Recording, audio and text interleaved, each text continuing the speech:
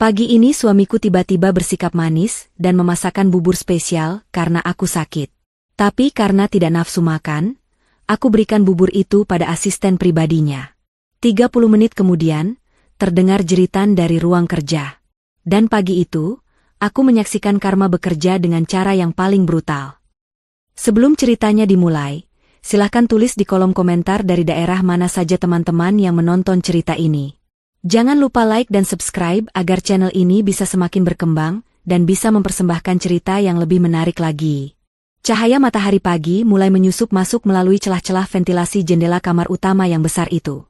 Sandra masih terbaring lemah di atas tempat tidurnya. Tubuhnya terasa berat seolah tertindih beban ribuan kilogram.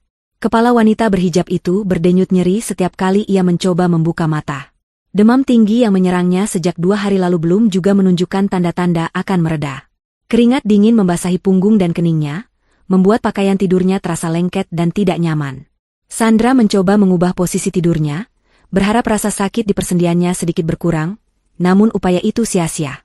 Ia hanya bisa mendesah pelan sambil memijat pelipisnya sendiri. Suasana kamar itu terasa sunyi, hanya terdengar suara detak jam dinding yang monoton. Biasanya, jam segini Hanif sudah sibuk bersiap-siap dengan setelan kerjanya yang rapi, menyemprotkan parfum mahal, dan bergegas keluar kamar tanpa menoleh sedikit pun ke arah istrinya.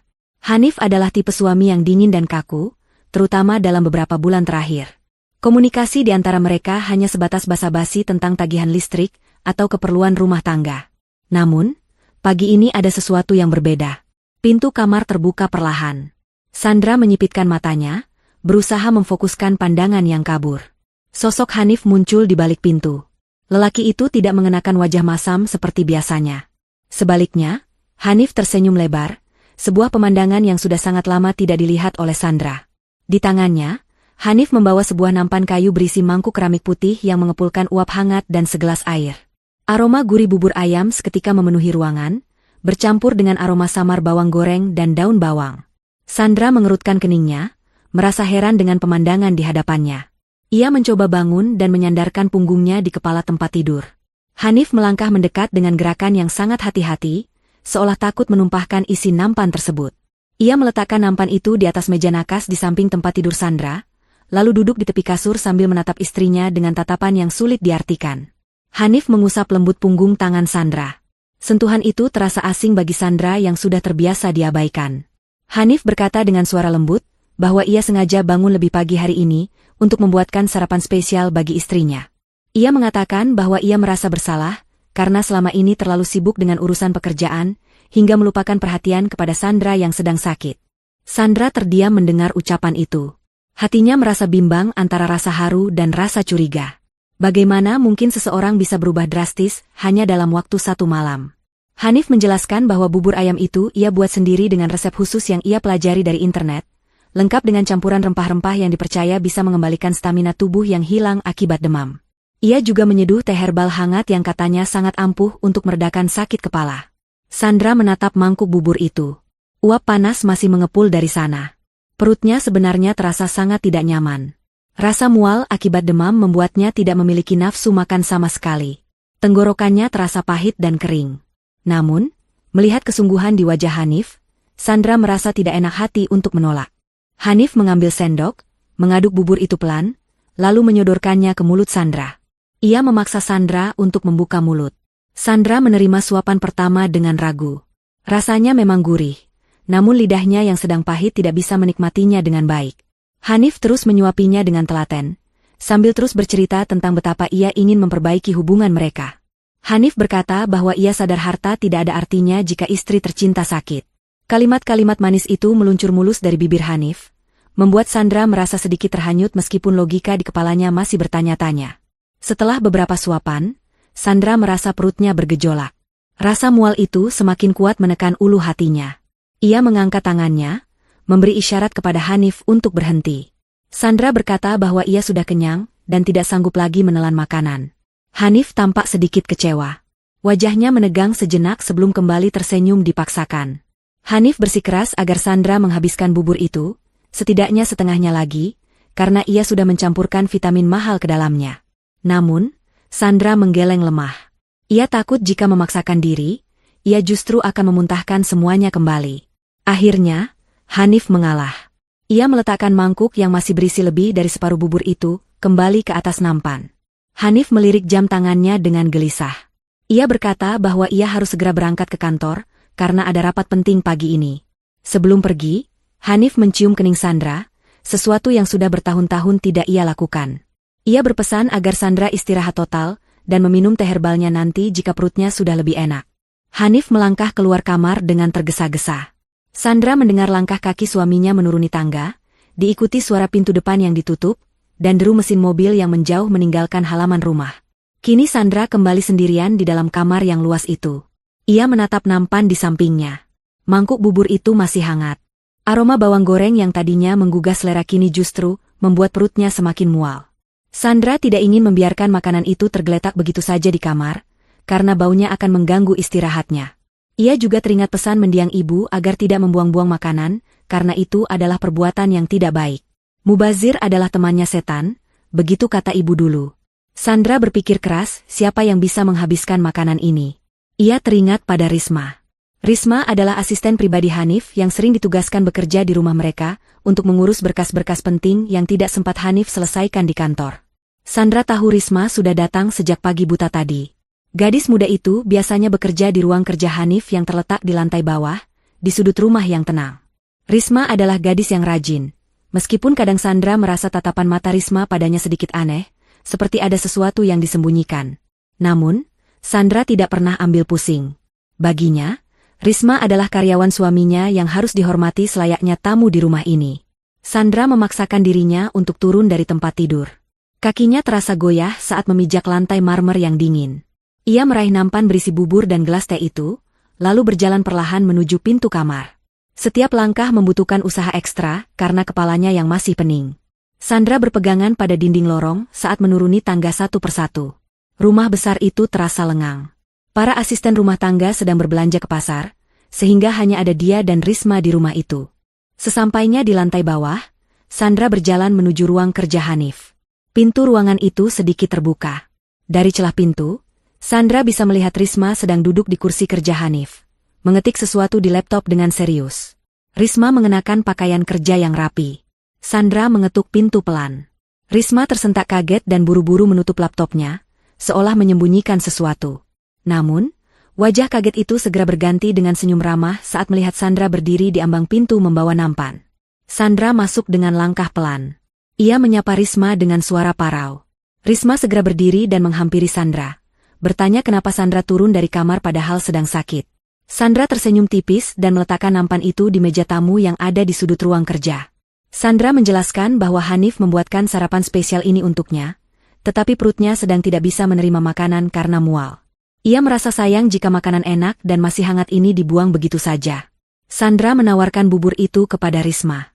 Ia bertanya apakah Risma sudah sarapan. Risma menggeleng pelan. Matanya melirik mangkuk bubur ayam itu. Terlihat jelas bahwa gadis itu memang lapar.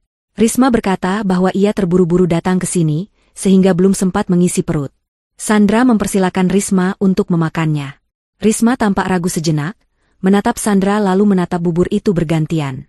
Mungkin ia merasa sungkan memakan makanan majikannya, atau mungkin ada hal lain yang ia pikirkan. Namun, aroma bubur yang masih mengepul itu tampaknya menggoyahkan pertahanannya. Risma akhirnya tersenyum lebar dan mengucapkan terima kasih kepada Sandra. Ia memuji perhatian Sandra yang sangat baik kepadanya. Risma segera duduk di sofa, menarik nampan itu mendekat. Ia mengambil sendok dan mulai mengaduk bubur tersebut. Sandra merasa lega karena makanan itu tidak terbuang sia-sia. Ia berpesan kepada Risma untuk menghabiskannya agar tenaganya kuat untuk bekerja. Risma mengangguk antusias dan mulai menyuapkan bubur itu ke mulutnya dengan lahap. Sandra memerhatikan sejenak. Melihat Risma makan dengan nikmat membuat Sandra sedikit senang. Setidaknya niat baik suaminya tersalurkan meskipun bukan ke perutnya sendiri. Karena merasa kepalanya kembali berdenyut nyeri, Sandra pamit untuk kembali ke kamar dan beristirahat. Risma mengangguk sambil terus mengunyah. Mulutnya penuh dengan bubur. Sandra membalikkan badan dan melangkah keluar dari ruang kerja, menutup pintu perlahan di belakangnya, meninggalkan Risma sendirian menikmati sarapan pagi itu. Sandra menaiki tangga dengan napas yang mulai tersengal. Tubuhnya benar-benar menuntut istirahat. Sesampainya di kamar, ia langsung merebahkan diri kembali di atas kasur yang empuk. Ia menarik selimut tebal hingga menutupi dagunya, mencoba memejamkan mata untuk mengusir rasa sakit yang mendera. Suasana rumah kembali hening. Tidak ada suara apapun selain desu angin dari luar jendela. Sandra mulai melayang ke alam bawah sadar. Rasa kantuk akibat obat demam yang ia minum semalam mulai bekerja kembali. Ia tidak menyadari bahwa di lantai bawah, di dalam ruang kerja yang tertutup rapat, sebuah tragedi mengerikan sedang mulai terjadi. Sebuah kejadian yang akan mengubah hidupnya selamanya dan membongkar semua kepalsuan yang selama ini menyelimuti rumah tangganya. Waktu seakan berjalan lambat bagi Sandra yang sedang berjuang memejamkan mata. Rasa kantuk itu baru saja hendak membawanya tidur lelap, ketika tiba-tiba keheningan pagi itu pecah berkeping-keping. Suara benda jatuh yang sangat keras terdengar dari lantai bawah, disusul oleh bunyi pecahan beling yang nyaring. Suara itu begitu menggelegar hingga membuat jantung Sandra berdegup kencang karena kaget. Mata Sandra terbuka lebar seketika. Rasa kantuknya hilang entah kemana, digantikan oleh kewaspadaan dan rasa takut. Ia terdiam sejenak, menajamkan pendengarannya, berharap itu hanya suara kucing liar yang menyenggol vas bunga atau angin yang membanting jendela. Namun, suara gaduh itu tidak berhenti di situ. Terdengar suara kursi yang terseret kasar di lantai, bunyi gedebuk benda berat menghantam ubin, dan suara mengerang tertahan yang sangat menyayat hati. Suara itu bukan suara benda mati, itu suara manusia yang sedang kesakitan. Firasat buruk langsung menyergap hati Sandra. Ia teringat bahwa hanya ada Risma di lantai bawah. Tanpa memedulikan pusing di kepalanya yang semakin menjadi-jadi, Sandra menyingkap selimutnya dengan kasar. Ia turun dari tempat tidur, kali ini dengan gerakan yang lebih cepat karena didorong oleh adrenalin. Ia berlari kecil keluar kamar, nyaris tersandung kakinya sendiri. Saat menuruni tangga, Sandra mendengar suara jeritan pendek yang tercekik, seolah-olah leher orang tersebut sedang dicengkeram kuat. Suara itu berasal dari ruang kerja Hanif. Sandra berpegangan erat pada railing tangga, napasnya memburu bukan hanya karena sakit, tapi karena panik. Ia memanggil nama Risma dengan suara lantang, namun tidak ada jawaban. Hanya suara rintihan lemah dan bunyi kaki yang menendang-nendang lantai yang terdengar sebagai balasan. Sesampainya di depan pintu ruang kerja, tangan Sandra gemetar hebat saat meraih gagang pintu. Pintu itu terasa dingin dan licin di telapak tangannya yang berkeringat. Dengan sekuat tenaga, ia memutar gagang pintu dan mendorongnya terbuka. Pemandangan yang tersaji di hadapannya membuat Sandra menjerit histeris dan menutup mulutnya dengan kedua tangan. Tubuhnya seketika lemas, nyaris ambruk jika ia tidak bersandar pada kusen pintu. Di tengah ruangan, Risma tergeletak di atas karpet bulu dengan posisi tubuh yang mengerikan. Gadis muda itu sedang mengalami kejang-kejang hebat. Seluruh tubuhnya menegang dan menyentak-nyentak tidak terkendali. Matanya melotot lebar hingga bagian putihnya terlihat dominan, menatap langit-langit dengan tatapan kosong namun penuh horor. Wajah Risma yang biasanya cerah kini berubah warna menjadi merah kebiruan, tanda bahwa ia kesulitan bernapas. Mangkuk bubur yang tadi diberikan Sandra sudah pecah berkeping-keping di lantai. Sisa bubur ayam itu berserakan mengotori karpet mahal dan lantai marmer, bercampur dengan pecahan keramik tajam. Gelas teh juga terguling, isinya tumpah membasahi kertas-kertas kerja yang berserakan karena tersenggol tubuh Risma saat ia jatuh. Sandra, meskipun ketakutan setengah mati, memaksakan dirinya untuk mendekat. Insting kemanusiaannya mendorongnya untuk menolong. Ia berlutut di samping tubuh Risma, tidak memedulikan lututnya yang sakit terbentur lantai keras. Ia mencoba memegang bahu Risma, namun guncangan tubuh Risma terlalu kuat. Mulut Risma mulai mengeluarkan busa putih yang bercampur sedikit darah, karena lidahnya tergigit saat kejang. Suara napasnya terdengar seperti orang mendengkur kasar. Bunyi, grok-grok, yang menandakan saluran napasnya terhambat cairan. Sandra panik luar biasa. Ia tidak tahu harus berbuat apa. Tangannya gemetar saat mencoba mencari ponselnya di saku daster, namun ia sadar ponselnya tertinggal di kamar atas. Ia berteriak memanggil bantuan, namun sadar bahwa percuma saja karena tidak ada orang lain di rumah itu. Ia kembali menatap Risma. Kejang-kejang pada tubuh Risma perlahan mulai mereda, namun bukan karena membaik, melainkan karena tenaganya sudah habis. Tubuh gadis itu kini mulai lemas, terkulai kaku di lantai. Napasnya menjadi satu-satu, sangat lambat dan berat. Dalam sisa-sisa kesadarannya yang terakhir, Risma menolehkan kepalanya sedikit ke arah meja kerja Hanif. Tangan kanannya yang gemetar terangkat lemah, jari telunjuknya menunjuk lurus ke arah sebuah bingkai foto besar yang terpajang di dinding belakang meja kerja. Itu adalah foto pernikahan Sandra dan Hanif. Mata Risma menatap foto wajah Hanif dengan tatapan nanar, campuran antara rasa cinta, benci, dan pengkhianatan yang mendalam. Air mata menetes dari sudut mata Risma, membasahi pipinya yang mulai dingin. Mulutnya bergerak-gerak kecil, seolah ingin mengucapkan sebuah nama, namun tidak ada suara yang keluar selain desahan napas terakhir. Tangan Risma pun jatuh terkulai ke lantai. Tubuhnya diam tak bergerak lagi. Dadanya berhenti naik turun. Hening seketika menyelimuti ruangan itu, menggantikan kegaduhan yang tadi terjadi. Sandra merasakan dingin merambat ke tulang belakangnya. Ia mengguncang tubuh Risma pelan, memanggil namanya berulang kali, memeriksa nadi di leher Risma seperti yang pernah ia lihat di film-film, namun tidak ada denyutan. Risma sudah meninggal. Sandra terduduk lemas di lantai, tepat di samping jasad asisten suaminya. Air matanya tumpah. Ia menangis bukan hanya karena melihat kematian di depan matanya, tapi karena rasa syok yang luar biasa. Ia tidak mengerti apa yang baru saja terjadi. Mengapa Risma bisa tiba-tiba kejang dan meninggal setelah makan bubur itu? Pertanyaan itu berputar di kepalanya seperti badai. Belum sempat Sandra menenangkan dirinya, tiba-tiba terdengar bunyi notifikasi ponsel yang nyaring. Bunyi itu berasal dari dekat tangan Risma yang tergeletak. Ponsel pintar milik Risma tergeletak di lantai dengan layar menghadap ke atas. Rupanya ponsel itu terlempar dari saku Risma saat ia jatuh tadi. Layar ponsel itu menyala terang, menampilkan sebuah pesan masuk yang baru saja diterima. Sandra, yang masih dalam posisi berlutut di dekat jasad Risma, secara refleks menoleh ke arah ponsel tersebut. Matanya tertuju pada layar yang menyala di tengah ruangan yang agak remang itu. Nama pengirim pesan yang muncul di layar membuat jantung Sandra seolah berhenti berdetak. Kontak itu disimpan dengan nama My Future, dengan disertai emotikon hati merah. Namun foto profilnya adalah wajah Hanif, suaminya sendiri. Rasa penasaran dan curiga mendorong Sandra untuk melihat pesan itu lebih jelas. Dengan tangan gemetar, ia memberanikan diri mengambil ponsel Risma. Karena ponsel itu dalam keadaan tidak terkunci saat pesan masuk, Sandra bisa membaca isi pesan singkat yang muncul di notifikasi bar. Pesan itu berbunyi, habiskan semuanya, sayang. Pastikan tidak ada sisa. Setelah wanita berhijab itu tiada pagi ini, surat tanah warisan ibunya akan jadi milik kita sepenuhnya untuk melunasi hutangku. Kita akan bebas. Sandra membaca pesan itu berulang-ulang, mencoba mencerna setiap kata. Otaknya yang cerdas, meskipun sedang sakit, segera menyusun kepingan-kepingan fakta yang ada. Bubur itu dibuat oleh Hanif. Hanif memaksanya makan. Hanif berkata itu resep spesial. Tapi karena Sandra tidak nafsu makan, ia memberikannya pada Risma. Lalu Risma memakannya dan mati keracunan dengan gejala mengerikan.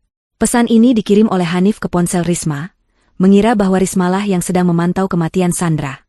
Kata, sayang, dan My Future, menjelaskan hubungan gelap antara Hanif dan Risma. Kalimat, wanita berhijab itu, jelas merujuk pada dirinya, Sandra. Dan motifnya sangat jelas tertulis di sana. Surat tanah warisan ibu untuk melunasi hutang Hanif. Dunia Sandra runtuh seketika.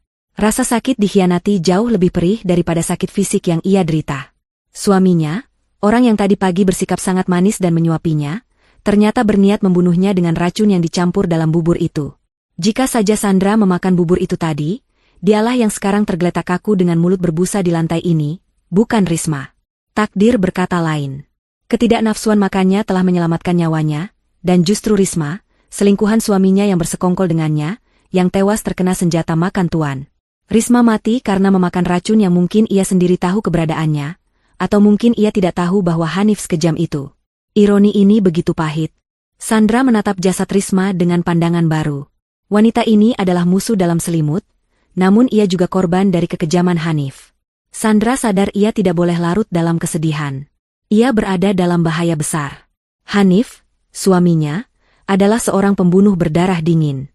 Jika Hanif tahu Sandra masih hidup dan Risma yang mati, entah apa yang akan dilakukan laki-laki itu.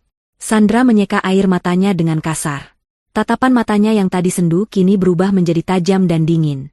Ia menggenggam erat ponsel Risma. Ini adalah bukti. Pesan ini adalah kunci untuk menyeret Hanif ke penjara. Sandra segera memasukkan ponsel Risma ke dalam saku daster di balik pakaiannya agar tidak terlihat. Ia bangkit berdiri dengan susah payah. Kakinya masih gemetar namun tekadnya sudah bulat. Ia harus segera menghubungi polisi, tapi ia harus melakukannya dengan hati-hati. Ia menatap nanar ke arah sisa bubur yang berserakan. Bubur itu adalah senjata pembunuhan. Sandra mundur perlahan menjauhi jasad Risma, melangkah keluar dari ruang kerja untuk mencari telepon rumah atau ponselnya sendiri di kamar atas, sambil mempersiapkan mental untuk menghadapi sandiwara terbesar dalam hidupnya saat suaminya pulang nanti. Suara raungan sirine ambulans dan mobil polisi memecah keheningan komplek perumahan elit yang biasanya tenang itu. Cahaya lampu rotator berwarna merah dan biru berputar-putar, memantul di dinding ruang tamu rumah Sandra, menciptakan suasana yang mencekam dan penuh urgensi. Para tetangga mulai berkerumun di depan pagar, berbisik-bisik penasaran tentang apa yang terjadi di rumah besar itu. Di dalam rumah, petugas medis dengan seragam oranye tampak sibuk di ruang kerja Hanif. Namun, gerakan mereka tidak lagi terburu-buru seperti saat menyelamatkan nyawa, melainkan lambat dan hati-hati. Itu adalah tanda yang jelas bahwa tidak ada lagi nyawa yang bisa diselamatkan. Risma sudah pergi. Tubuhnya kini ditutupi kain putih, menunggu tim identifikasi kepolisian menyelesaikan tugas awal mereka. Bau anyir bekas muntahan dan aroma disinfektan bercampur menjadi satu, membuat udara di ruangan itu terasa berat dan menyesakan. Sandra duduk di sofa ruang tamu dengan tubuh gemetar, ditemani oleh seorang polwan yang berusaha menenangkannya. Wajah Sandra pucat pasi, bukan hanya karena sisa demam yang masih mendera tubuhnya, tetapi karena guncangan batin yang luar biasa. Matanya menatap kosong ke arah pintu ruang kerja yang kini dipasangi garis polisi berwarna kuning cerah. Di dalam saku bajunya, tangan Sandra menggenggam erat ponsel milik Risma. Benda pipi itu terasa panas di tangannya, seolah menyimpan bara api kebenaran yang siap membakar segalanya. Sandra tahu, ia memegang kunci utama dari misteri kematian ini. Ia memutuskan untuk diam sementara waktu, membiarkan polisi bekerja sambil menyusun rencana di kepalanya. Ia harus berhati-hati karena musuhnya bukan orang asing, melainkan suaminya sendiri yang sangat pandai bersandiwara. Seorang pria tegap dengan tatapan mata yang tajam berjalan mendekati Sandra. Ia memperkenalkan diri sebagai Inspektur Raihan, petugas yang memimpin penyelidikan kasus ini. Inspektur Raihan memiliki aura yang tenang namun mengintimidasi, seolah ia bisa membaca kebohongan hanya dengan menatap mata seseorang. Ia mulai mengajukan pertanyaan-pertanyaan dasar kepada Sandra. Raihan bertanya tentang kronologi kejadian, siapa yang menemukan mayat, dan apa yang dimakan korban terakhir kali. Sandra menjawab dengan suara lirih namun jelas. Ia menceritakan bahwa ia memberikan bubur ayam kepada Risma, karena ia sendiri sedang sakit dan tidak nafsu makan. Sandra menekankan bahwa bubur itu awalnya dibuatkan oleh suaminya untuk dirinya. Saat menceritakan bagian itu, Sandra menatap mata Inspektur Raihan lekat-lekat, berharap polisi cerdas itu menangkap isyarat tersirat dari ucapannya. Inspektur Raihan mengangguk-angguk pelan sambil mencatat keterangan Sandra di buku kecilnya. Ia menoleh ke arah tim forensik yang sedang mengumpulkan sampel sisa bubur yang berserakan di lantai. Raihan bergumam pelan bahwa gejala kematian korban sangat tidak wajar dan mengarah pada keracunan zat kimia keras yang bekerja sangat cepat. Mendengar itu, Sandra semakin yakin bahwa Hanif memang berniat membunuhnya dengan cara yang sangat keji. Hanif ingin kematiannya terlihat seperti serangan jantung atau penyakit mendadak. Namun dosis racun yang terlalu tinggi membuat efeknya menjadi sangat brutal pada tubuh Risma. Sandra merinding membayangkan jika saja bubur itu masuk ke dalam perutnya. Nyawanya diselamatkan oleh rasa mual, sebuah kebetulan yang terasa seperti campur tangan Tuhan. Tiba-tiba, suara deru mesin mobil terdengar memasuki halaman rumah dengan kecepatan tinggi. Bunyi rem berdecit nyaring saat mobil itu berhenti mendadak. Pintu mobil terbanting keras. Detik berikutnya, Hanif berlari masuk ke dalam rumah dengan wajah yang dipenuhi keringat dan kepanikan yang luar biasa. Ia menerobos kerumunan polisi di depan pintu tanpa permisi. Hanif berteriak memanggil nama Sandra dengan suara yang keras dan penuh emosi. Aktingnya sungguh sempurna. Ia terlihat seperti seorang suami yang sangat ketakutan kehilangan istri tercintanya. Hanif berlari menuju ruang tengah, matanya liar mencari keberadaan jasad yang ia kira adalah Sandra. Dalam bayangan Hanif, ia akan menemukan tubuh istrinya yang kaku, lalu ia akan menangis histeris, memainkan peran sebagai duda yang berduka, dan besok ia akan menjadi pemilik tunggal seluruh harta warisan keluarga Sandra. Namun, skenario indah di kepala Hanif hancur berkeping-keping dalam sekejap mata. Langkah kakinya terhenti mendadak seolah menabrak tembok tak kasat mata.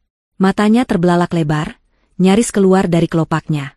Di hadapannya, duduk di sofa ruang tamu dengan segelas air mineral di tangan, adalah Sandra. Istrinya itu masih hidup.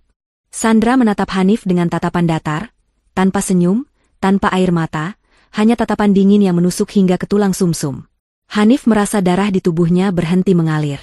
Wajahnya yang tadi merah, karena berlari kini berubah pucat pasi seperti mayat. Mulutnya ternganga, namun tidak ada kata yang keluar. Otaknya mengalami korsleting sesaat, tidak mampu memproses kenyataan bahwa target pembunuhannya masih bernapas dan menatapnya. Hanif menelan ludah dengan susah payah. Matanya beralih cepat dari wajah Sandra ke arah kerumunan polisi di dekat ruang kerja, lalu ke arah kantong jenazah yang sedang ditandu keluar oleh petugas medis. Jika Sandra masih hidup, lalu siapa yang ada di dalam kantong jenazah itu? Pertanyaan itu menghantam benak Hanif dengan kekuatan penuh.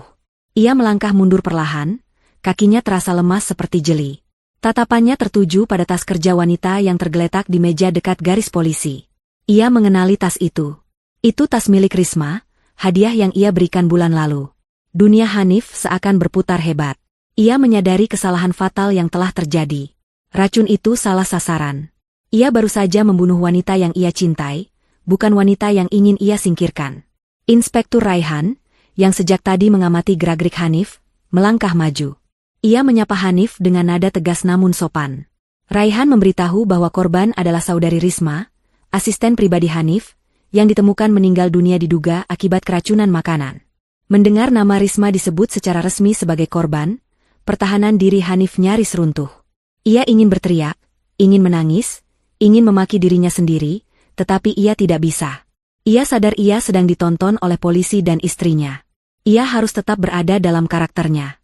Hanif memaksakan diri untuk menunjukkan ekspresi kaget, bukan sedih. Namun, matanya tidak bisa berbohong. Ada kilatan penderitaan yang amat sangat di sana, penderitaan yang ditangkap jelas oleh Sandra.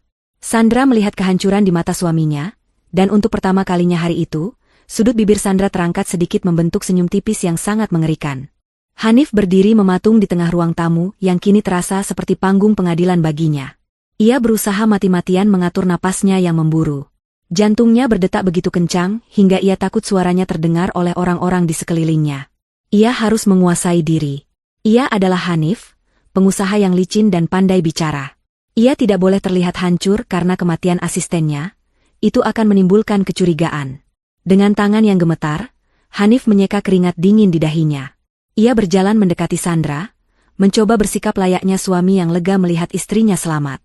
Ia memeluk Sandra, namun pelukan itu terasa kaku dan dingin. Sandra tidak membalas pelukan itu, tubuhnya tegak seperti patung batu. Hanif bisa mencium aroma obat-obatan dari tubuh Sandra, aroma kehidupan yang seharusnya sudah berganti menjadi bau kematian jika rencananya berhasil. Hanif melepaskan pelukannya dan beralih menatap Inspektur Raihan. Ia bertanya dengan suara yang dibuat-buat bergetar tentang apa yang sebenarnya terjadi. Inspektur Raihan menjelaskan secara singkat bahwa Risma memakan bubur ayam yang ada di rumah ini, lalu mengalami kejang dan meninggal di tempat. Raihan kemudian bertanya langsung kepada Hanif, menanyakan apakah Hanif mengetahui asal-usul makanan tersebut. Ini adalah momen krusial. Hanif tahu ia harus berbohong untuk menyelamatkan lehernya sendiri. Ia tidak boleh mengakui bahwa ia yang memasak bubur itu. Jika ia mengaku memasaknya, maka ia akan menjadi tersangka utama karena racun itu pasti berasal dari si pembuat makanan. Dengan wajah yang dipasang seolah-olah bingung, Hanif menggelengkan kepalanya. Ia berkata kepada Inspektur Raihan bahwa ia tidak tahu menahu soal makanan itu. Hanif berdalih bahwa pagi tadi ia terburu-buru berangkat kerja, dan hanya sempat membeli bubur itu di pedagang kaki lima yang lewat di depan komplek. Ia mengarang cerita bahwa ia memindahkan bubur beli itu ke mangkuk rumah, agar terlihat lebih pantas untuk istrinya. Hanif berpikir kebohongan ini cukup aman. Polisi akan kesulitan melacak pedagang kaki lima yang tidak jelas identitasnya, dan ia bisa lolos dari tuduhan langsung sebagai peracik racun. Hanif merasa sedikit lega dengan alibinya yang spontan itu. Ia bahkan menambahkan bumbu cerita bahwa pedagang bubur itu memang terlihat agak jorok, mencoba menggiring opini bahwa ini adalah kasus keracunan makanan akibat higienitas yang buruk, bukan pembunuhan berencana. Namun, Sandra tidak membiarkan Hanif lolos begitu saja. Dari tempat duduknya, Sandra memotong pembicaraan dengan suara yang lembut namun terdengar sangat tajam di telinga Hanif. Sandra bertanya dengan nada polos yang dibuat-buat, mengingatkan Hanif akan ucapannya pagi tadi. Sandra berkata bahwa Hanif sendiri yang bilang kalau bubur itu dimasak dengan resep spesial warisan keluarga, dan menggunakan rempah-rempah khusus agar Sandra cepat sembuh. Sandra menekankan kata, masak sendiri, dan resep spesial, dengan intonasi yang jelas, memastikan Inspektur Raihan dan semua polisi di ruangan itu mendengarnya. Wajah Sandra tampak polos tanpa dosa, seolah ia hanya seorang istri yang sedang meluruskan ingatan suaminya yang lupa. Hanif tersentak kaget mendengar ucapan Sandra. Ia menatap istrinya dengan tatapan tak percaya.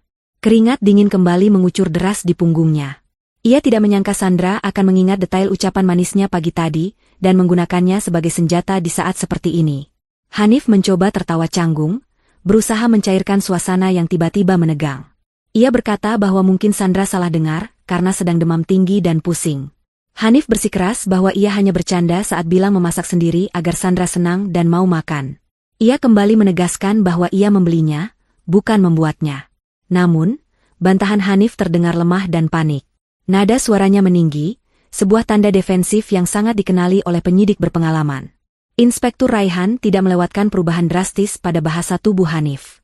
Matanya menyipit, menatap Hanif dengan penuh selidik. Ia mencatat adanya ketidakkonsistenan yang nyata antara keterangan suami dan istri ini. Naluri polisinya mengatakan bahwa ada sesuatu yang tidak beres.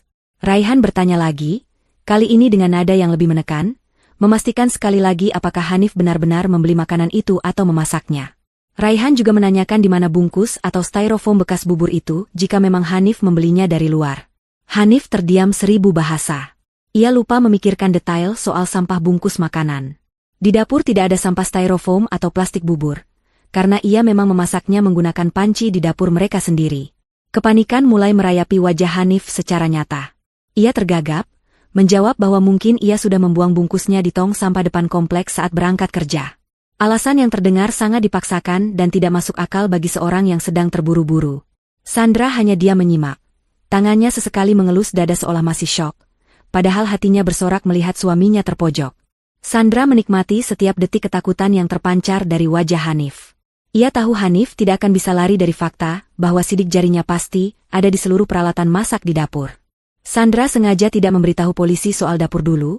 Ia ingin Hanif terjerat oleh kebohongannya sendiri pelan-pelan. Di tengah interogasi yang memanas itu, petugas forensik keluar dari ruang kerja membawa jenazah Risma yang sudah terbungkus rapi dalam kantong jenazah berwarna oranye. Saat tandu itu melewati Hanif, langkah Hanif goyah. Ia menatap kantong itu dengan tatapan hampa. Di dalamnya ada wanita yang ia janjikan masa depan, wanita yang mengandung rahasia-rahasia mereka, kini telah menjadi kaku akibat tangannya sendiri. Rasa bersalah dan ketakutan bercampur aduk menjadi racun dalam pikiran Hanif. Ia ingin sekali membuka kantong itu dan memeluk Risma untuk terakhir kalinya, tapi ia harus menahan diri sekuat tenaga. Ia harus tetap berperan sebagai bos yang kehilangan karyawan, bukan kekasih yang kehilangan belahan jiwa. Tangan Hanif mengepal erat di samping tubuhnya hingga kuku-kukunya memutih, menahan gejolak emosi yang nyaris meledak. Inspektur Raihan kemudian memerintahkan anak buahnya untuk mengamankan sisa makanan sebagai barang bukti utama, dan juga memeriksa area dapur untuk mencari jejak racun atau sisa pengolahan makanan. Mendengar kata dapur, wajah Hanif berubah menjadi seputih kertas. Ia teringat botol kecil berisi cairan racun yang ia sembunyikan di laci bumbu paling belakang. Ia belum sempat membuangnya. Jika polisi menemukan botol itu dan mencocokkan sidik jarinya, tamatlah riwayatnya. Hanif berusaha mencari alasan untuk masuk ke dapur. Ia berkata haus dan ingin mengambil air minum. Namun, Raihan dengan tegas melarangnya. Raihan berkata bahwa area dapur kini menjadi bagian dari tempat kejadian perkara, dan tidak boleh dimasuki oleh siapapun kecuali petugas. Hanif terperangkap. Ia berdiri kaku, merasa seperti tikus yang sudah masuk ke dalam jebakan, sementara Sandra menatapnya dari sofa dengan tatapan yang seolah berkata, permainan baru saja dimulai, suamiku. Rumah besar itu kini terasa seperti sebuah penjara mewah bagi Hanif. Polisi telah menyelesaikan olah tempat kejadian perkara tahap awal, namun aura ketegangan masih tertinggal pekat di udara. Garis polisi berwarna kuning cerah dengan tulisan hitam tegas terpasang melintang di pintu ruang kerja dan, yang paling membuat Hanif gemetar, di pintu dapur. Para petugas forensik telah membawa pergi sampel bubur, muntahan korban, dan beberapa peralatan makan yang ada di dekat jasad Risma. Namun, mereka belum menggeledah dapur secara menyeluruh, karena fokus utama mereka tadi adalah mengevakuasi jenazah dan mengamankan area tempat korban ditemukan. Inspektur Raihan memutuskan untuk menyegel dapur sementara waktu, dan akan kembali lagi besok pagi dengan tim yang lebih lengkap untuk menyisir setiap inci ruangan tersebut guna mencari sumber racun. Keputusan ini bagaikan vonis gantung yang ditunda bagi Hanif. Hanif duduk di ruang tengah yang remang-remang, matanya tak lepas menatap ke arah dapur yang kini terlarang untuk dimasuki. Pikirannya kalut luar biasa. Di dalam salah satu laci kabinet dapur, tepatnya di belakang toples-toples bumbu yang jarang dipakai, tersembunyi sebuah botol kaca kecil berwarna coklat gelap. Botol itu berisi sisa cairan kimia berbahaya yang ia beli secara ilegal dari kenalannya di pasar gelap. Hanif ingat betul bagaimana tangannya gemetar saat meneteskan cairan itu ke dalam mangkuk bubur pagi tadi. Ia ingat ia belum sempat mencuci botol itu atau membuangnya jauh-jauh, karena terburu-buru ingin segera berangkat kerja, agar memiliki alibi yang kuat.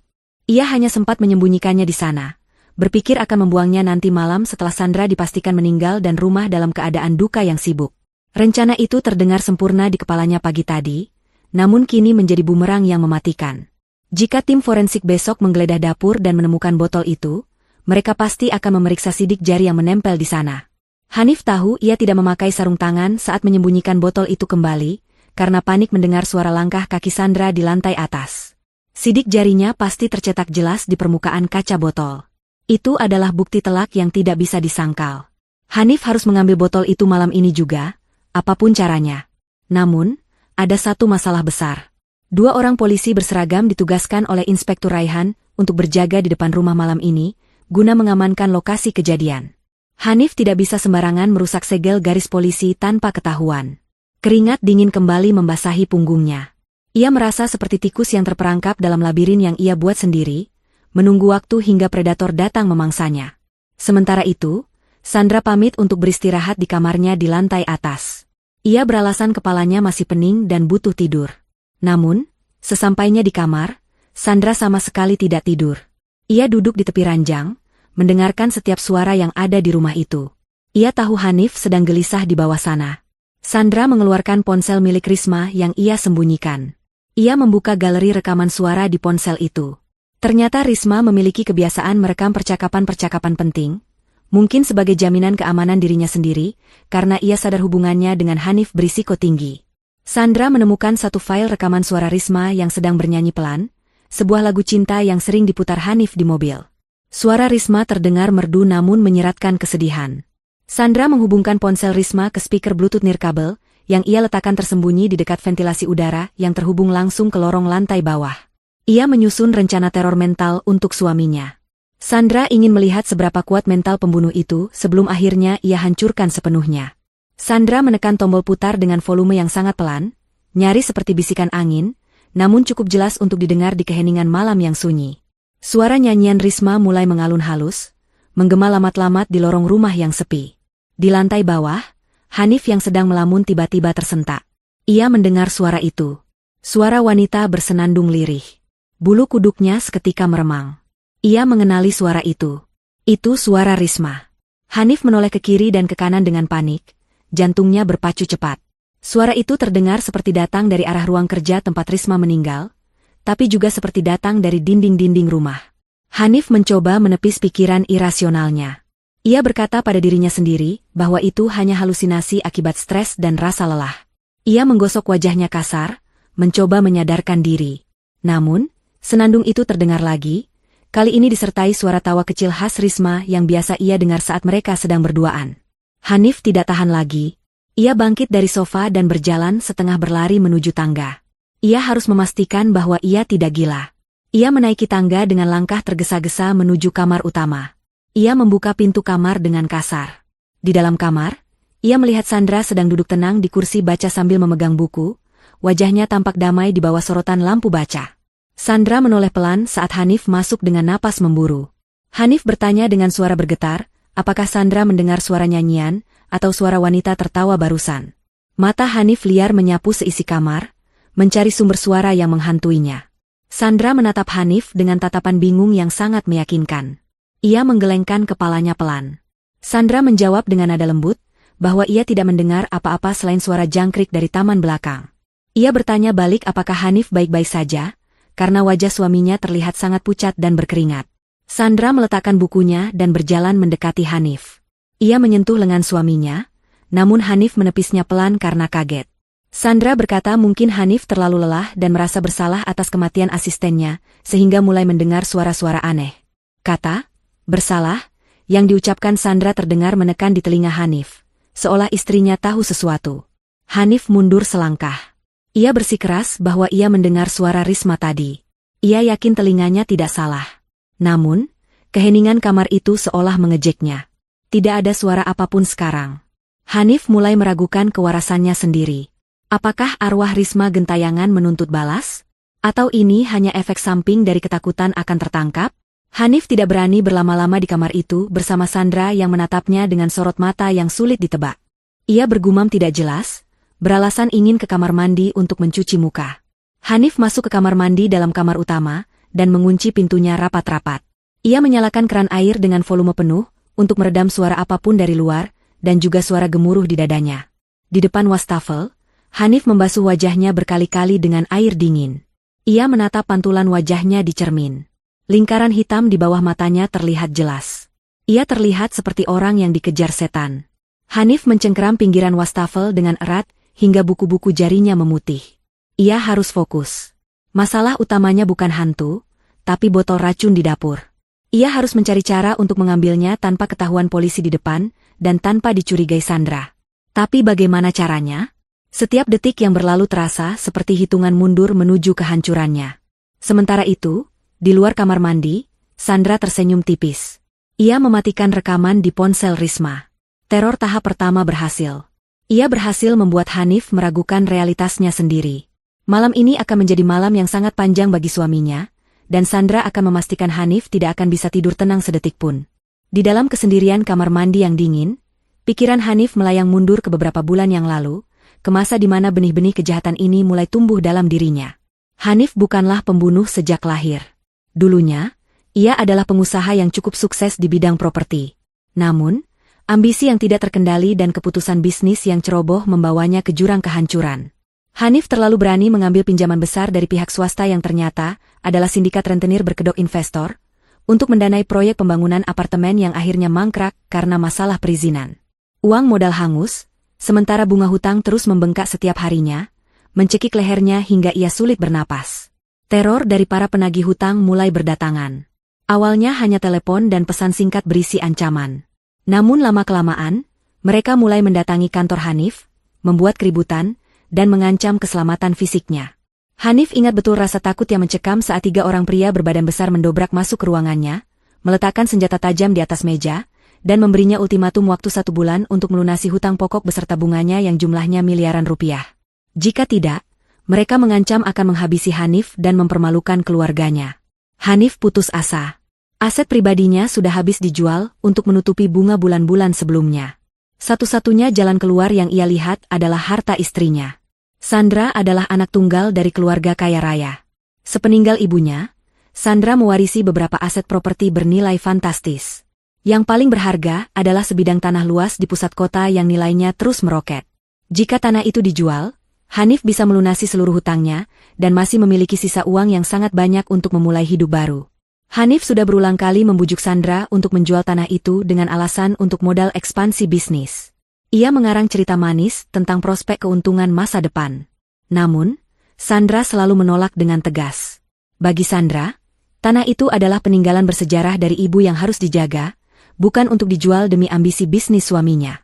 Penolakan Sandra membuat Hanif frustrasi dan diam-diam menaruh dendam. Di tengah keputusasaan itulah Risma hadir. Risma, sekretaris barunya yang muda dan polos, menjadi tempat pelarian Hanif. Risma mendengarkan keluh kesah Hanif, memberikan kekaguman yang tidak didapatkan Hanif dari istrinya. Hubungan profesional itu dengan cepat berubah menjadi perselingkuhan. Risma, yang dibutakan oleh cinta dan janji manis Hanif, rela melakukan apa saja.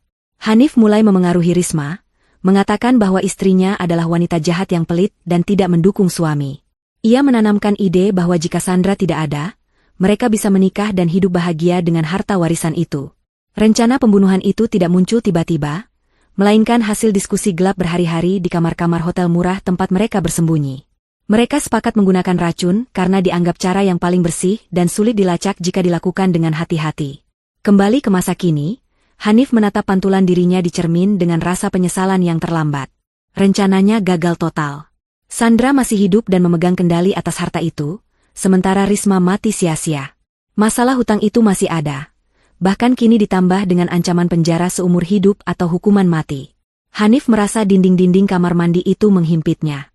Tiba-tiba, sebuah pikiran terlintas di benaknya. Ponsel Risma. Di mana ponsel gadis itu? Risma memiliki kebiasaan menyimpan semua chat dan log panggilan mereka. Jika polisi menemukan ponsel Risma dan berhasil membuka kuncinya, mereka akan menemukan percakapan tentang rencana pembunuhan itu. Itu akan menjadi bukti yang jauh lebih mematikan daripada botol racun.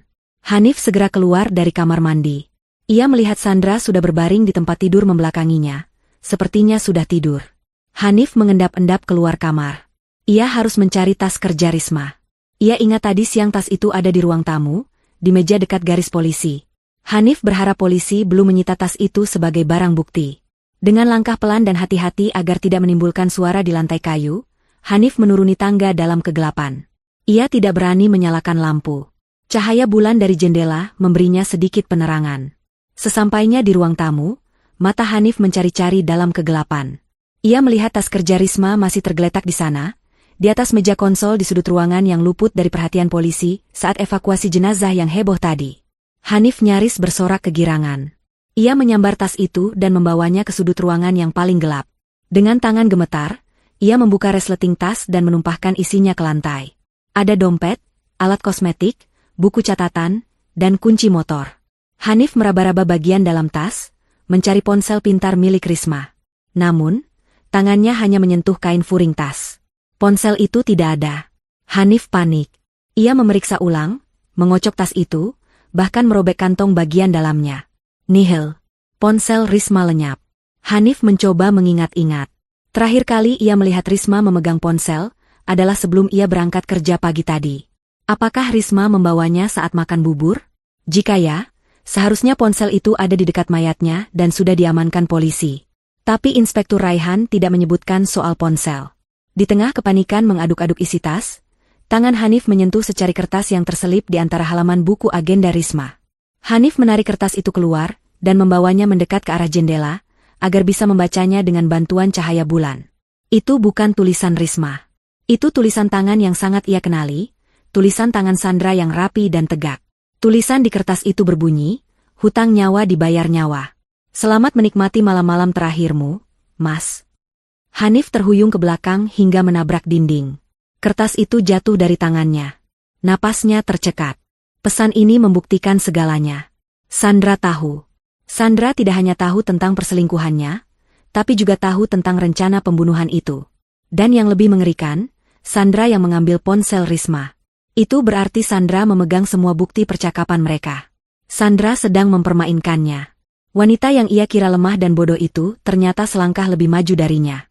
Hanif menatap ke arah tangga yang menuju lantai 2, ke arah kamar di mana istrinya sedang tidur. Rasa takut yang ia rasakan terhadap penagih hutang kini, tidak ada apa-apanya dibandingkan rasa takutnya terhadap istrinya sendiri. Sandra bukan lagi korban, dia adalah hakim yang siap menjatuhkan palu kematian bagi Hanif. Hanif merasa kakinya lemas. Ia merosot duduk di lantai ruang tamu yang gelap.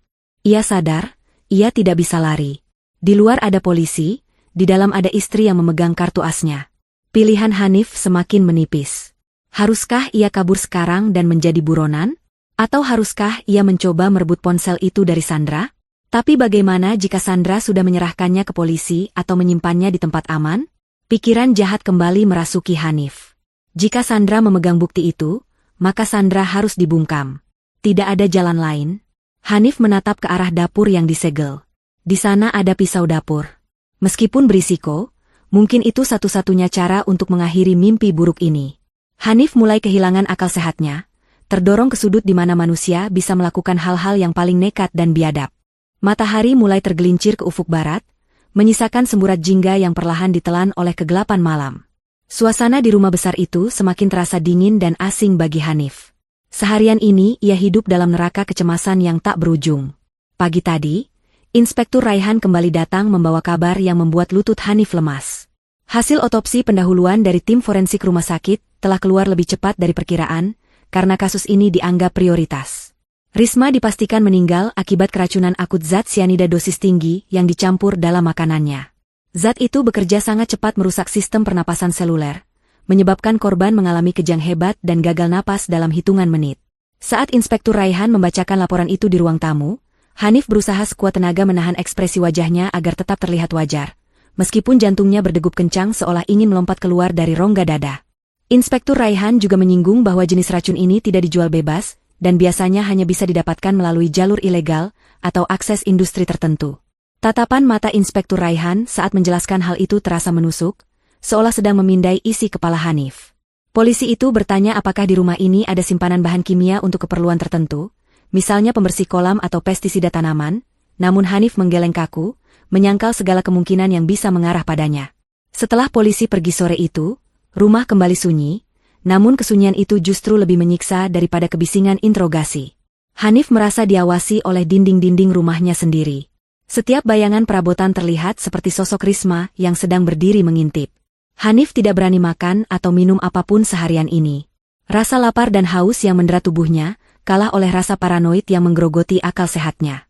Ia takut jika ia mengambil air dari dispenser, Sandra mungkin sudah menaruh sesuatu di sana. Ia takut jika ia memesan makanan dari luar, Sandra mungkin akan mencegat kurir itu dan mencampurkan racun. Pikiran Hanif sudah sangat kacau. Ia memproyeksikan kejahatannya sendiri kepada orang lain. Ia berpikir karena ia tega meracuni istrinya, maka istrinya pun pasti tega melakukan hal yang sama kepadanya sebagai balasan. Hanif mengurung diri di kamar tamu bawah, menjauh dari Sandra yang berada di lantai atas. Namun, perutnya yang kosong mulai perih melilit, memaksanya untuk keluar dari persembunyian saat jam dinding menunjukkan pukul 8 malam. Lampu ruang makan menyala remang-remang, menciptakan suasana yang seharusnya romantis namun malam ini terasa seperti setting film horor. Di sana, Sandra sudah duduk manis di ujung meja makan. Wanita berhijab itu mengenakan pakaian rumah yang rapi dan bersih, wajahnya terlihat segar seolah ia tidak baru saja melewati peristiwa traumatis kemarin. Di atas meja makan panjang itu, tersaji beberapa piring makanan yang aromanya menggugah selera. Ada sup ayam hangat, tumis sayuran, dan nasi putih yang masih mengepul. Sandra rupanya memesan makanan dari restoran langganan mereka dan menatanya ulang di piring keramik mahal, karena dapur utama masih disegel garis polisi. Melihat Hanif muncul dari lorong dengan wajah kusu dan mata cekung, Sandra tersenyum tipis. Senyum itu sangat sulit diartikan. Ada keramahan di sana, namun mata Sandra tidak ikut tersenyum. Tatapannya dingin dan tajam, seperti mata elang yang sedang mengawasi mangsanya yang terluka. Sandra mempersilakan Hanif duduk dengan gestur tangan yang anggun, menunjuk kursi di seberangnya. Hanif melangkah ragu-ragu mendekati meja makan. Kakinya terasa berat. Ia menarik kursi kayu jati itu dengan pelan, menimbulkan bunyi decit kecil yang memecah keheningan. Ia duduk berhadapan dengan Sandra. Jarak di antara mereka hanya terpisah oleh meja makan dan vas bunga, namun rasanya seperti terpisah oleh jurang permusuhan yang sangat dalam. Hanif menatap makanan di piringnya. Sup ayam itu terlihat lezat. Kuahnya bening dengan potongan wortel dan daging ayam yang menggoda. Namun, bagi Hanif, sup itu terlihat seperti cairan mematikan. Ia membayangkan ada bubuk sianida yang larut di dalam kuah itu, siap membunuhnya dalam sekejap seperti yang terjadi pada Risma. Keringat dingin mulai bermunculan di dahi Hanif. Tangannya yang diletakkan di atas meja tampak gemetar. Ia tidak berani menyentuh sendok maupun garpu. Ia hanya menelan ludah, membiarkan rasa lapar menyiksanya lebih jauh. Sandra mulai menyendok sup ke mulutnya dengan tenang. Ia makan dengan gerakan yang pelan dan teratur, menikmati setiap suapan tanpa rasa curiga sedikitpun. Suara denting sendok yang beradu dengan mangkuk keramik menjadi satu-satunya suara yang terdengar di ruangan itu, irama monoton yang membuat saraf Hanif semakin tegang. Setelah beberapa suapan, Sandra meletakkan sendoknya dan menatap Hanif. Ia bertanya dengan nada lembut mengapa Hanif tidak menyentuh makanannya sama sekali. Sandra mengingatkan bahwa Hanif belum makan seharian dan nanti bisa sakit. Ucapan perhatian itu terdengar sangat ironis di telinga Hanif. Ia merasa Sandra sedang menyindirnya. Hanif menjawab dengan suara serak bahwa ia tidak lapar. Ia beralasan perutnya sedang tidak enak, karena stres memikirkan kasus kematian Risma. Sandra mengangguk-angguk pelan, seolah mengerti, namun kemudian ia menyodorkan gelas air putih ke arah Hanif. Ia berkata setidaknya Hanif harus minum agar tidak dehidrasi. Tindakan sederhana menyodorkan gelas itu memicu ledakan emosi dalam diri Hanif. Ia menepis tangan Sandra kasar hingga air dalam gelas itu tumpah membasahi taplak meja. Hanif berdiri dari kursinya dengan napas memburu. Matanya melotot menatap Sandra. Ketakutan yang ia pendam seharian berubah menjadi kemarahan defensif. Hanif berteriak menuduh Sandra sengaja ingin meracuninya. Ia menunjuk-nunjuk wajah Sandra, mengatakan bahwa ia tahu Sandra menaruh racun di makanan dan minuman itu. Hanif meluapkan segala tuduhan liarnya, menyebut Sandra sebagai wanita licik yang cemburu buta dan sengaja membunuh Risma untuk membalas dendam, lalu sekarang ingin membungkam suaminya sendiri. Hanif berteriak bahwa Sandralah pembunuh sebenarnya, bahwa Sandra yang menukar bubur itu, bahwa Sandra yang merencanakan semua ini karena takut kehilangan harta warisan. Sandra tidak bergeming sedikitpun menghadapi amukan suaminya. Ia tetap duduk tenang di kursinya, bahkan sempat mengambil tisu untuk mengelap tumpahan air di meja dengan gerakan santai. Ketenangan Sandra justru membuat Hanif semakin kalap. Hanif merasa diabaikan dan diremehkan.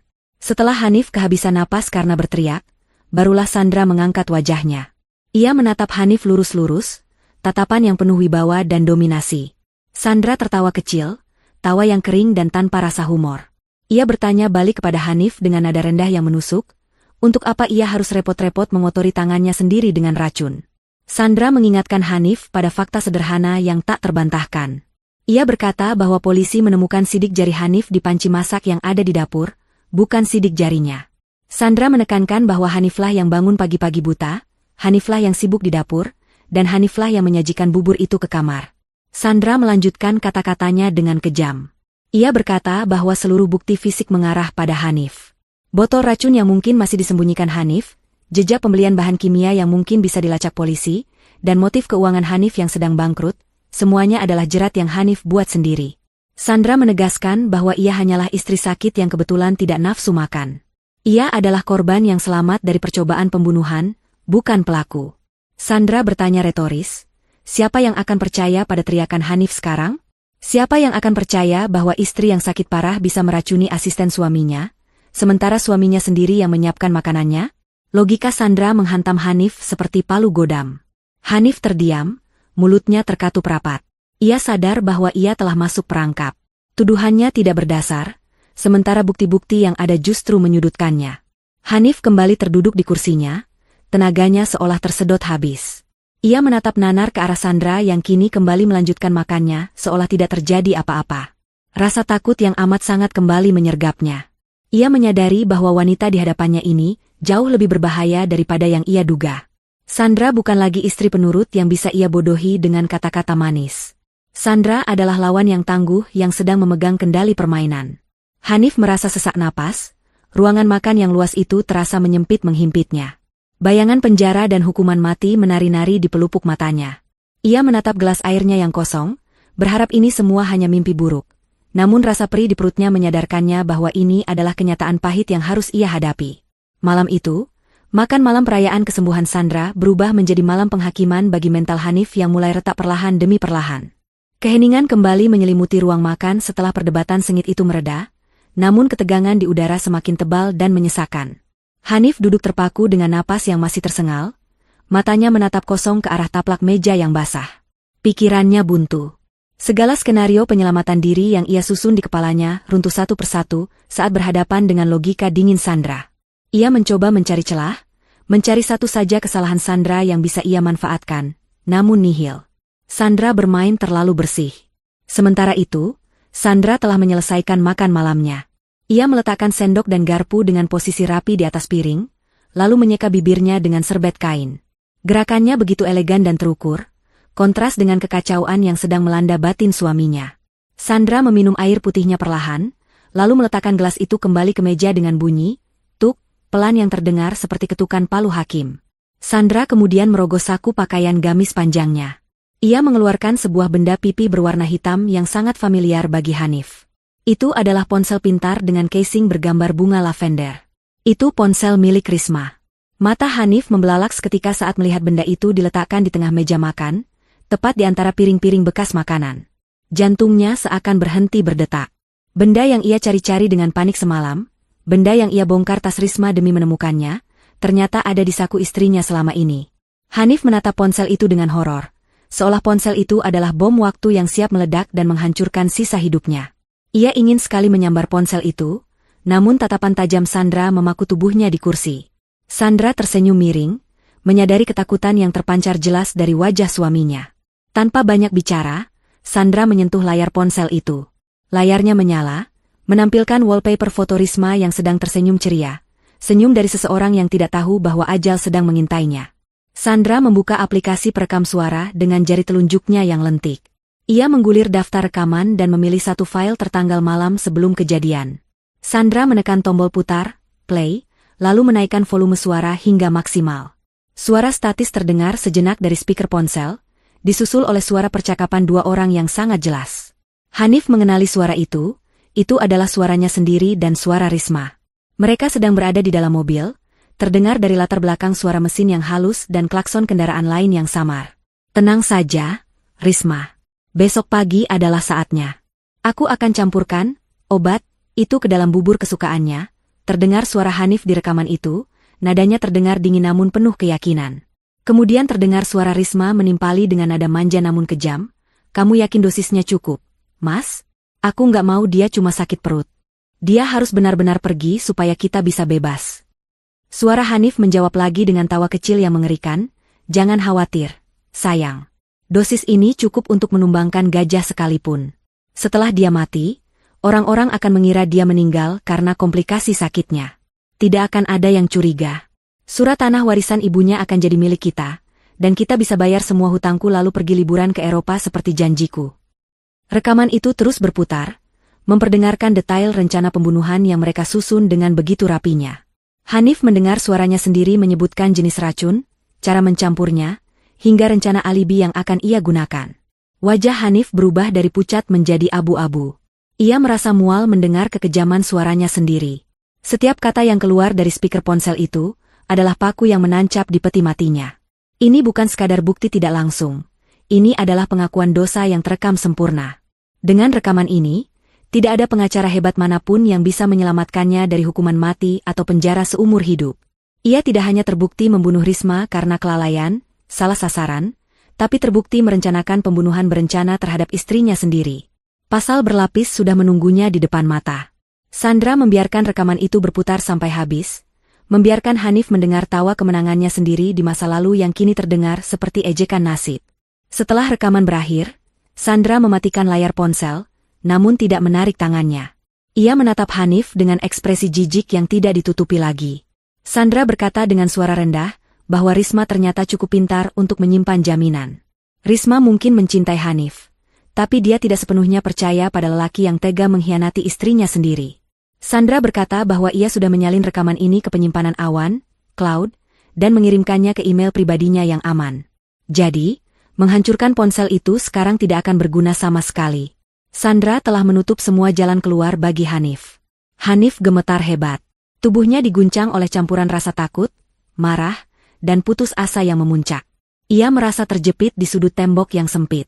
Karirnya hancur, kekasihnya mati di tangannya sendiri, hartanya habis, dan kini kebebasannya akan direnggut selamanya. Ia menatap Sandra bukan lagi sebagai istri, melainkan sebagai sumber dari segala kehancurannya. Jika Sandra tidak ada, mungkin ia masih punya peluang untuk kabur. Pikiran gelap itu merasuki otak Hanif yang sudah tidak waras. Insting purba untuk bertahan hidup mengambil alih logika kemanusiaannya.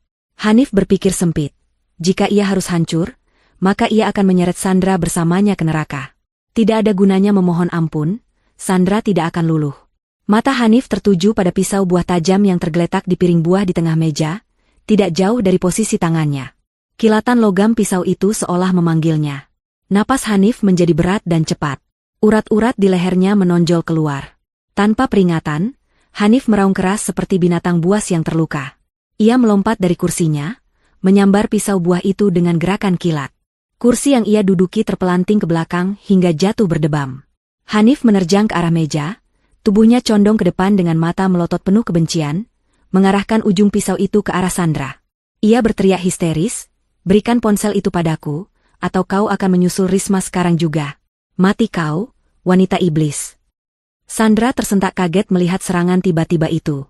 Ia refleks memundurkan tubuhnya, namun ia terjebak di antara meja dan sandaran kursi. Jarak mereka terlalu dekat. Hanif yang sudah dikuasai setan kemarahan tidak peduli lagi pada konsekuensinya. Ia mengayunkan pisau itu dengan membabi buta, berniat menghabisi satu-satunya saksi yang memegang kunci kehancurannya. Suasana ruang makan yang tadinya dingin kini berubah menjadi medan pertempuran hidup dan mati dalam hitungan detik.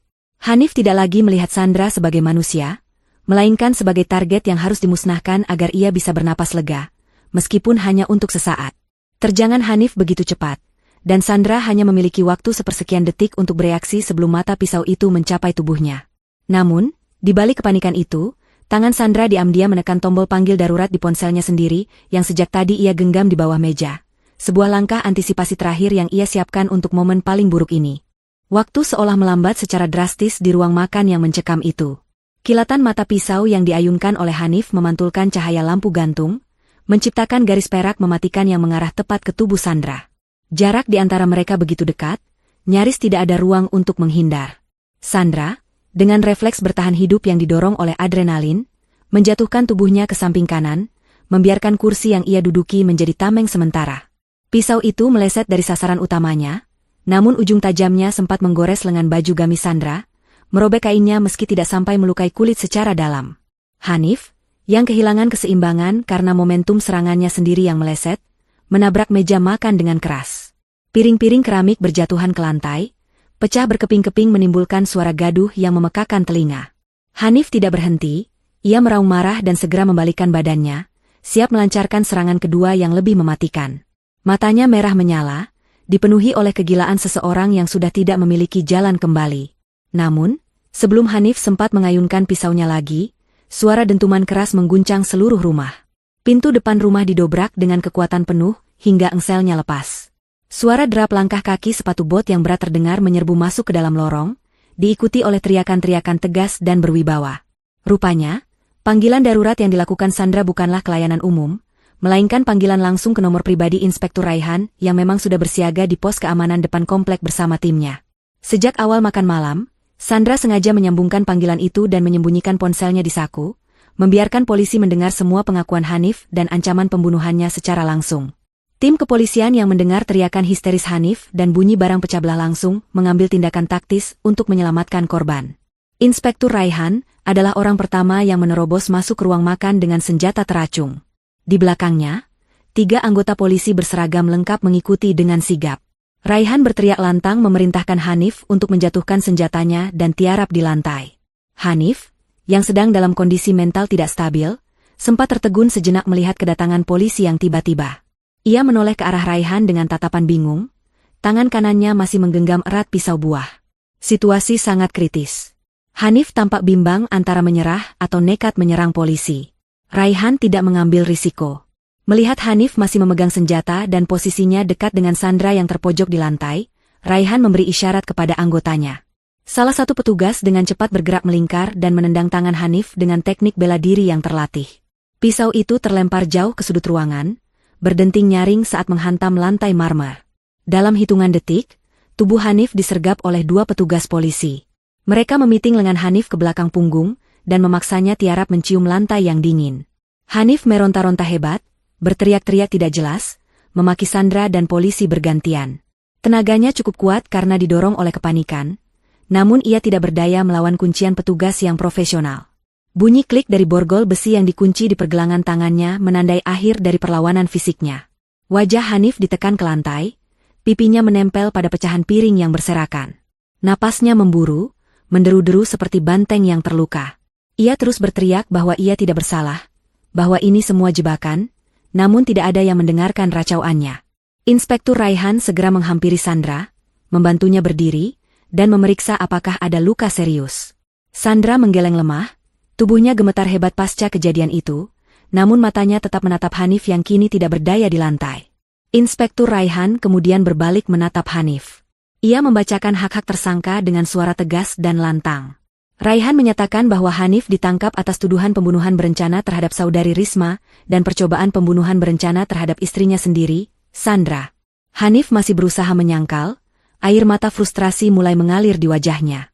Ia berteriak memanggil nama Risma, mengatakan bahwa ia mencintai wanita itu dan tidak bermaksud membunuhnya. Hanif terus meracau bahwa targetnya adalah Sandra, bukan Risma, sebuah pengakuan bodoh yang justru semakin memperberat posisinya di mata hukum. Polisi yang memeganginya hanya menggelengkan kepala melihat betapa hancurnya moral laki-laki ini. Hanif kemudian diseret untuk berdiri. Kakinya lemas, nyaris tidak sanggup menopang tubuhnya sendiri. Ia digiring keluar dari ruang makan menuju ruang tamu, tempat di mana sehari sebelumnya ia bersandiwara sebagai suami yang berduka. Sebelum Hanif dibawa keluar menuju mobil patroli, Inspektur Raihan menghentikan langkahnya sejenak. Ia menatap mata Hanif dalam-dalam, tatapan yang penuh dengan rasa kasihan sekaligus jijik. Raihan merasa perlu menyampaikan satu fakta lagi, fakta yang baru saja ia terima dari laporan lengkap tim forensik medis beberapa menit sebelum penggerebekan. Fakta ini adalah pukulan terakhir yang akan menghancurkan jiwa Hanif sepenuhnya. Raihan mendekatkan wajahnya sedikit ke arah Hanif dan berbicara dengan nada rendah namun sangat jelas. Ia memberitahu Hanif bahwa hasil otopsi Risma menunjukkan adanya perubahan hormon yang signifikan dan keberadaan janin di dalam rahimnya. Raihan mengatakan dengan dingin bahwa saudari Risma sedang hamil 8 minggu saat meninggal dunia. Itu adalah anak Hanif. Mendengar kalimat itu, waktu seolah berhenti total bagi Hanif. Matanya melebar hingga batas maksimal, mulutnya ternganga lebar. Seluruh warna darah di wajahnya hilang seketika, membuatnya tampak lebih pucat dari mayat. Otaknya berusaha mencerna informasi itu, namun rasa sakit yang timbul begitu hebat, hingga ia merasa kepalanya akan pecah. Hamil? Risma hamil? Ingatan Hanif kembali ke beberapa minggu terakhir. Risma memang sering mengeluh mual dan pusing, tapi Hanif mengira itu hanya masuk angin biasa. Risma juga tampak lebih manja dan sering membicarakan tentang masa depan keluarga kecil mereka. Hanif baru sadar, Risma mungkin berencana memberitahunya sebagai kejutan setelah mereka berhasil menyingkirkan Sandra. Tapi yang terjadi justru sebaliknya, Hanif telah membunuh wanita yang ia cintai beserta anak kandungnya sendiri yang belum sempat melihat dunia. Racun yang ia racik dengan tangannya sendiri telah merenggut 2 nyawa sekaligus. Nyawa orang-orang yang seharusnya ia lindungi. Pertahanan mental Hanif runtuh seketika itu juga. Ia tidak lagi berteriak marah, melainkan meraung. Raungan panjang yang memilukan, suara dari seseorang yang jiwanya telah hancur lebur. Kakinya benar-benar kehilangan tenaga hingga ia ambruk berlutut di lantai, menyeret polisi yang memeganginya. Hanif menangis histeris, memukulkan kepalanya sendiri ke lantai, berteriak memanggil nama anaknya yang belum lahir. Ia memohon ampun, memohon agar waktu diputar kembali, namun semuanya sudah terlambat. Pemandangan itu sungguh menyedihkan sekaligus mengerikan. Seorang pembunuh yang dihukum oleh karmanya sendiri dengan cara yang paling brutal. Sandra yang berdiri di kejauhan memalingkan wajahnya, tidak sanggup melihat kehancuran manusia di hadapannya meski manusia itu telah mencoba membunuhnya. Rasa kemanusiaan Sandra membuatnya merasa pilu melihat penderitaan itu, namun logika keadilannya mengatakan bahwa ini adalah harga yang harus dibayar Hanif. Polisi akhirnya menyeret Hanif yang sudah seperti onggokan daging tak bernyawa keluar rumah. Hanif terus meracau tidak jelas, air mata dan ingus membasahi wajahnya yang kotor. Tetangga yang sudah berkumpul di luar pagar menyaksikan penangkapan itu dengan wajah kaget dan ngeri. Hanif dimasukkan ke dalam mobil polisi dengan paksa. Di balik jeruji jendela mobil, tatapan kosong Hanif tertuju pada rumah megah yang dulu menjadi simbol ambisinya. Kini rumah itu hanyalah saksi bisu dari dosa-dosanya. Sirine mobil polisi dinyalakan, memecah keheningan malam, membawa pergi Hanif menuju sel tahanan yang dingin, tempat di mana ia akan menghabiskan sisa hidupnya dihantui oleh bayang-bayang Risma dan calon anaknya. Sandra berdiri di ambang pintu, didampingi oleh seorang polwan. Angin malam berhembus pelan, menerbangkan ujung jilbabnya. Ia melihat iring-iringan mobil polisi menjauh, hingga hilang di tikungan jalan. Suasana rumah kembali sunyi, namun kali ini adalah kesunyian yang melegakan. Tidak ada lagi ancaman, tidak ada lagi kepura-puraan, dan tidak ada lagi pengkhianatan. Sandra menarik napas panjang, menghirup udara malam yang segar. Dadanya terasa lapang. Ia merogoh sakunya, mengeluarkan ponsel Risma yang menjadi barang bukti, dan menyerahkannya kepada Inspektur Raihan yang masih berdiri di sana. Raihan menerima ponsel itu dan mengangguk hormat kepada Sandra, memuji keberanian dan ketenangannya dalam menghadapi situasi maut. Sandra tersenyum tipis, senyum tulus pertamanya setelah sekian lama. Ia tahu proses hukum masih panjang, tapi malam ini ia telah memenangkan pertarungan terbesarnya. Ia selamat. 1 bulan telah berlalu sejak malam penangkapan yang menggemparkan itu. Musim telah berganti, dedaunan di pohon depan rumah mulai meranggas dan berganti dengan tunas baru, seolah alam pun ikut merayakan siklus pembaruan. Hanif kini mendekam di balik jeruji besi penjara dengan keamanan maksimum. Proses peradilannya berjalan cepat karena bukti-bukti yang ada sangat lengkap dan tak terbantahkan. Rekaman suara di ponsel Risma, sidik jari di botol racun yang ditemukan polisi di dapur keesokan harinya, serta kesaksian Sandra, semuanya mengarah pada vonis yang berat. Hanif didakwa dengan pasal berlapis pembunuhan berencana. Jaksa penuntut umum menuntut hukuman mati atau setidaknya penjara seumur hidup tanpa kemungkinan remisi. Di dalam selnya yang sempit dan lembab, Hanif hanyalah bayangan dari dirinya yang dulu. Tubuhnya kurus kering, wajahnya dipenuhi brewok yang tak terurus, dan matanya cekung tanpa cahaya kehidupan. Ia jarang berbicara, bahkan kepada sesama narapidana. Setiap malam, ia terbangun oleh mimpi buruk yang sama, jeritan Risma dan tangisan bayi yang tak pernah ia lihat. Rasa penyesalan menggerogoti jiwanya lebih kejam daripada penyakit fisik apapun. Ia merindukan kemewahan hidupnya yang dulu, kasur empuk, makanan enak, dan kebebasan. Namun, lebih dari itu, ia merindukan kesempatan untuk memperbaiki kesalahan, kesempatan yang tidak akan pernah ia dapatkan lagi. Hanif kini hidup dalam neraka duniawi yang ia ciptakan sendiri, menunggu ketukan palu hakim yang akan menentukan kapan dan bagaimana hidupnya akan berakhir. Sementara itu, kehidupan Sandra mengalami transformasi besar-besaran. Segera setelah penangkapan Hanif, Sandra mengajukan gugatan cerai. Proses perceraian itu berjalan mulus karena Hanif tidak memberikan perlawanan dan statusnya sebagai tersangka kriminal berat membuat hakim segera mengabulkan permohonan Sandra.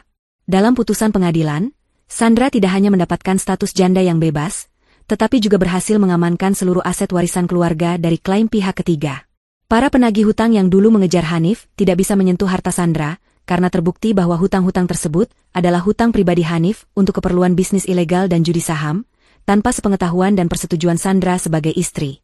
Sandra juga menuntut ganti rugi material dan imaterial yang dibebankan pada sisa aset pribadi Hanif, yang akhirnya disita negara, dan sebagian diserahkan pada Sandra. Rumah besar yang menjadi saksi bisu tragedi itu, kini sedang dalam proses renovasi total.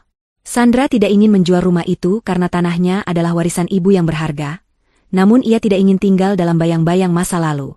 Ia menyewa kontraktor untuk mengubah tata letak ruangan, mengganti warna cat dinding yang tadinya gelap menjadi warna-warna cerah seperti putih gading dan krem, serta membuang semua perabotan lama yang pernah disentuh oleh Hanif. Ruang kerja tempat Risma meninggal telah dibongkar habis dan diubah menjadi ruang musola yang tenang dan luas, tempat Sandra bisa beribadah dan menenangkan diri. Sandra ingin membersihkan energi negatif di rumah itu dan menggantinya dengan suasana baru yang penuh harapan. Pagi ini, sinar matahari bersinar terang menembus jendela kaca yang baru dipasang. Udara pagi terasa sejuk dan segar. Sandra sudah bangun sejak subuh, mandi, dan melaksanakan sholat dengan khusyuk. Ia mengenakan pakaian kerja yang elegan namun sopan, siap untuk memulai hari barunya sebagai wanita karir yang mandiri. Sandra kini mengambil alih pengelolaan beberapa ruko dan tanah sewaan peninggalan orang tuanya yang dulu sempat terbengkalai, karena ia sibuk mengurus rumah tangga dan sakit. Kesehatan Sandra juga sudah pulih sepenuhnya. Wajahnya tidak lagi pucat, pipinya merona merah alami, dan senyumnya terlihat lebih sering mengembang. Beban mental yang hilang ternyata menjadi obat paling ampuh bagi kesembuhan fisiknya. Sandra berjalan menuju ruang makan yang kini sudah berubah total. Meja makan kayu jati yang lama telah diganti dengan meja marmer bundar yang lebih modern. Tidak ada lagi kursi kosong di hadapannya yang mengingatkan pada sosok suami pengkhianat. Sandra duduk menikmati suasana pagi yang damai.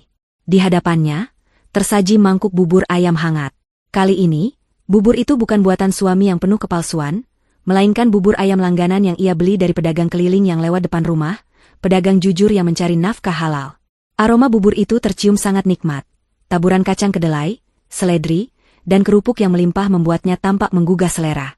Sandra mengambil sendok, mengaduk bubur itu pelan. Uap hangat mengepul, mengingatkannya pada pagi kejadian itu.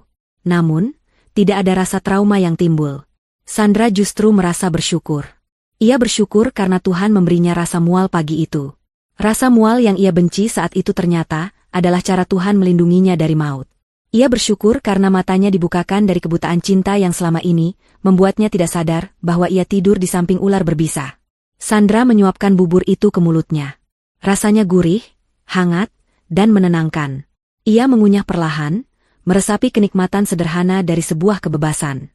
Selesai sarapan, Sandra meraih gelas teh manis hangatnya.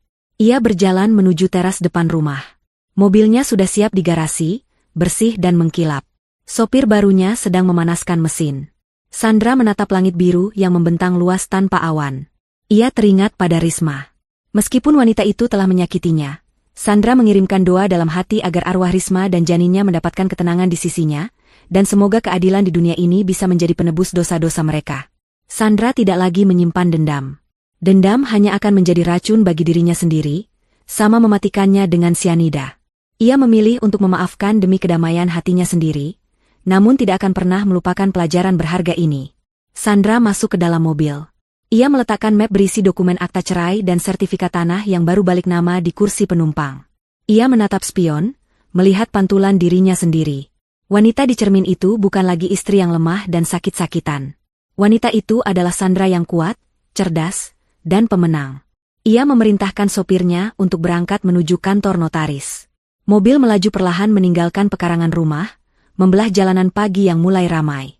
Sandra membuka jendela mobil sedikit, membiarkan angin menerpa wajahnya. Dalam hati, Sandra membatin sebuah narasi penutup untuk episode kelam dalam hidupnya ini. Terkadang, kita mengeluh atas sakit yang kita derita, padahal sakit itu adalah cara Tuhan menjauhkan kita dari hal yang lebih buruk. Terkadang, kita marah saat rencana kita gagal, padahal itu adalah cara Tuhan menyelamatkan masa depan kita. Sepiring bubur yang salah alamat telah mengungkap kebenaran yang tertutup rapat. Keadilan tidak pernah tidur. Ia hanya menunggu waktu yang tepat untuk datang menjemput, memanen apa yang telah ditanam. Sandra tersenyum lebar, menyambut masa depan yang cerah di depan mata. Ia siap melangkah maju, sendirian namun utuh, meninggalkan jejak masa lalu yang kelam di belakang punggungnya selamanya. Pagi yang baru telah tiba, dan Sandra adalah pemilik tunggal dari takdirnya sendiri mulai hari ini.